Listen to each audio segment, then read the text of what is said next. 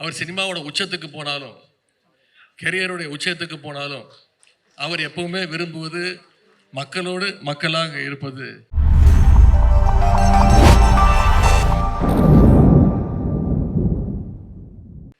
இன்றைக்கு நம்முடைய அண்ணன் முத்தரசன் அவர்கள் நடித்துள்ள திரைப்படத்தினுடைய ட்ரெய்லர் லான்ச் நிகழ்ச்சி, ஆடியோ லான்ச் நிகழ்ச்சியில் கலந்து கொண்டு உங்களை எல்லாம் சந்திப்பதில் மிகுந்த மகிழ்ச்சி அடைகின்றேன். முதல்ல இந்த திரைக்குழுவினருக்கு நம்முடைய பாராட்டுக்களை நான் தெரிவிச்சுக்கிறேன். ஏன்னா பொதுவாக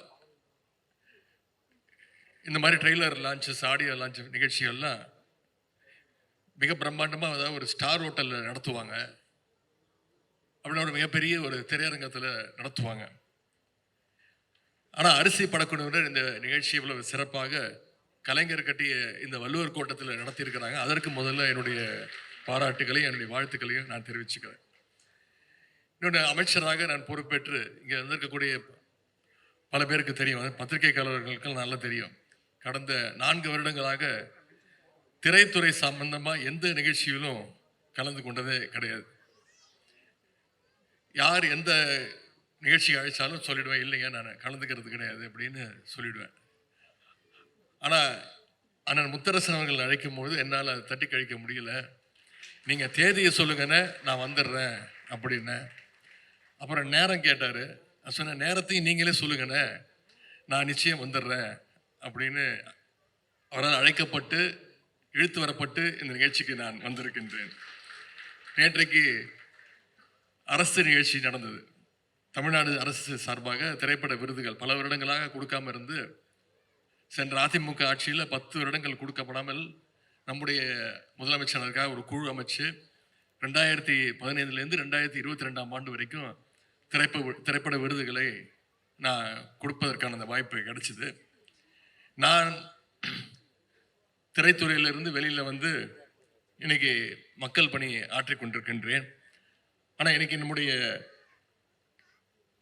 அண்ணன் இந்திய கம்யூனிஸ்ட் கட்சியினுடைய மூத்த தலைவர் அண்ணன் முத்தரசன் அவர்கள் இன்னைக்கு மக்கள் பணியிலிருந்து சினிமாவுக்கு என்ட்ரி கொடுத்திருக்கிறார். சினிமா துறைக்கு வந்திருந்தாலும், இந்த படம் எவ்வளவு பெரிய வெற்றியை பெற்றாலும், நிச்சயம் மக்கள் பணிதான் அவருக்கு முதல்ல இம்பார்ட்டன்ஸ் கொடுப்பாரு. அதில் யாருக்கும் எந்த சந்தேகமும் வேண்டாம். அவர் சினிமாவோட உச்சத்துக்கு போனாலும், கெரியருடைய உச்சத்துக்கு போனாலும், அவர் எப்பவுமே விரும்புவது மக்களோடு மக்களாக இருப்பது என்பதை தமிழ்நாட்டு மக்கள் அனைவருக்கும் நன்றாக தெரியும். அரசியலிருந்து சினிமாவுக்கு வந்திருக்கக்கூடிய அண்ணன் முத்தரசன் அவர்களுக்கு, நானும் சில காலம் திரைத்துறையில் இருந்தவன், முன்னாள் திரைத்துறையில் இருந்தவன் அப்படிங்கிற வகையில் என்னுடைய வாழ்த்துக்களை நான் தெரிவித்துக் கொள்கின்றேன். மக்களுக்காக பல ஆண்டுகள் களப்போராளியாக உழைத்தவர் தான் அண்ணன் முத்தரசன் அவர்கள். இப்போ திரையிலும் மக்களுடைய உரிமைகளை, அந்த உரிமையோடு பேச வந்திருக்கின்றார். அதுவும் இந்த படத்தில் குறிப்பாக சிறப்பாக விவசாயியாக அவர் நடித்திருக்கின்றார். அவர் அந்த போஸ்டர், இந்த ட்ரெய்லர், பாடல்களை எல்லாம் பார்க்கும் பொழுது இயல்பையிலேயே ஒரு விவசாயிங்கிறதுனால விவசாயியாக நடித்திருக்கிறார் என்பது சொல்வதை விட ஒரு விவசாயியாக அவர் வாழ்ந்திருக்கிறார் என்று சொன்னால் அது நிச்சயம் அது உங்களால் ஏற்றுக்கொள்ள முடியும். ஆனால் முத்தரசன் மட்டுமல்ல, இங்கே அண்ணன் சமுத்திரகனி அவர்களும் கம்யூனிஸ்ட கொள்கைகளை உணர்ந்தவர், அதை தொடர்ந்து பேசக்கூடியவர்.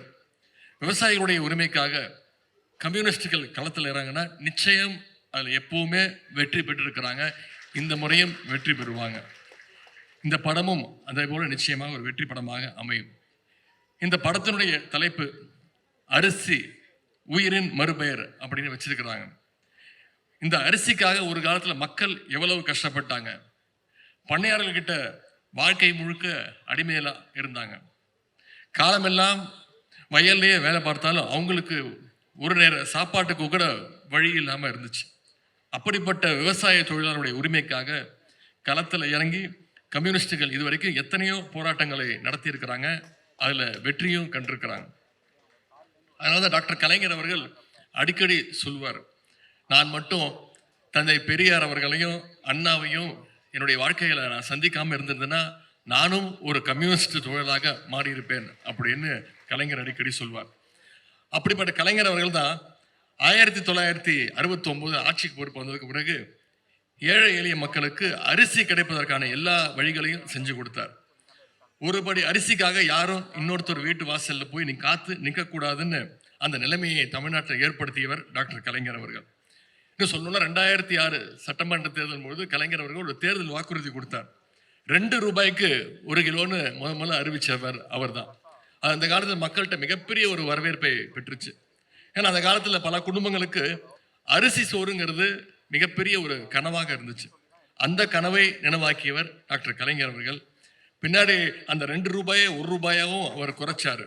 அதோட அடுத்த கட்டமாக தான் இன்னைக்கு விலையில்லா அரிசியும் வந்திருக்கு. மக்களுடைய அடிப்படை தேவையான இந்த அரிசி பிரச்சனையை போக்கியவர் டாக்டர் கலைஞர் அவர்கள். எனவே அந்த வகையில் விவசாயிகள் உரிமைக்கான இந்த படம் நிச்சயம் வெல்லும் அப்படின்ற அந்த நம்பிக்கை எனக்கு இருக்கின்றது. அண்ணன் முத்தரசன் அவருடைய அரசியல் களப்பணியும் அதே போல கலைப்பணியும் மேன்மேலும் சிறக்கட்டும்னு உங்கள் அனைவரின் சார்பாக நான் வாழ்த்துகின்றேன். இந்த திரைப்படத்துடைய தயாரிப்பாளர்கள், கலைஞர்கள், இயக்குனர், தொழில்நுட்ப கலைஞர்கள் அனைவருக்கும் நம்முடைய அனைவரின் சார்பாக என்னுடைய வாழ்த்துக்களை கூறி இந்த சிறப்பான வாய்ப்பை ஏற்படுத்தி கொடுத்த அண்ணன் முத்தரசன் அவர்களுக்கு என்னுடைய நன்றியை தெரிவித்து விடைபெறுகின்றேன். நன்றி, வணக்கம்.